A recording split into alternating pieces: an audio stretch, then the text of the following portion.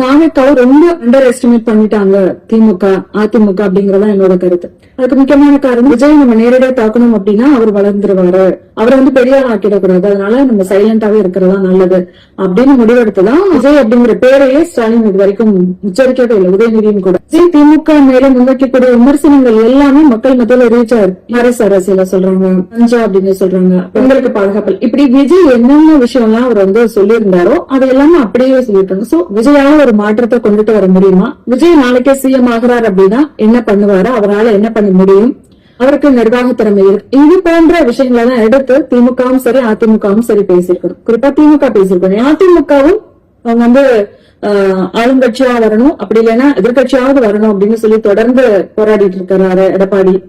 So அவரை பொறுத்த வரைக்கும் இவர் திமுக மட்டும்தான் இவரும் அட்டாக் பண்ணி பேசினார்.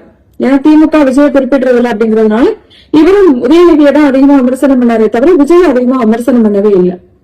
சோ இவங்க ரெண்டு பேருமே மாறி மாறி விமர்சனம் பண்ணதுனால தாவேக்கா ஸ்டோப் பண்ணிருச்சோ அப்படிங்கிற ஒரு கேள்விதான் வருது இந்த ரிசல்ட் எல்லாம் பார்க்கும்போது.